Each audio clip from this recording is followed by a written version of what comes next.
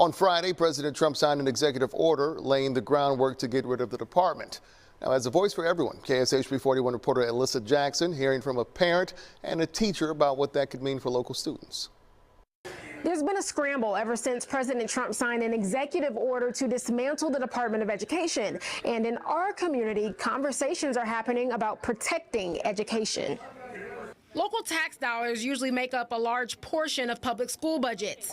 Dismantling the Department of Education would mean other agencies would need to take on oversight of federal programs and funding.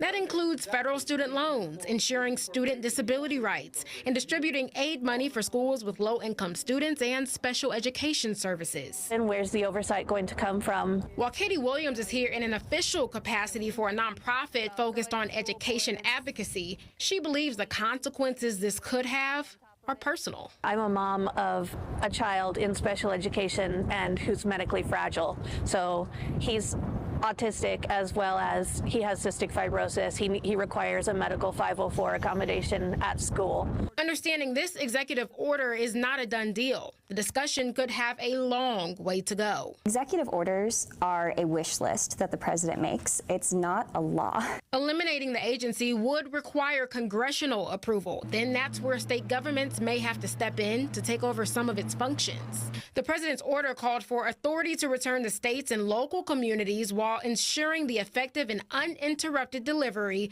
of services, programs, and benefits Americans rely on. We need to make sure that the money given to us for these things and being allotted out to us by state representatives actually goes to what it needs to be used for. There have been arguments for years about eliminating the agency, with opponents saying local schools have more control than the federal agency does. As education advocates push back, they and lawmakers on both sides of the state line wait to see if shutting the agency down will actually mean any services will be interrupted.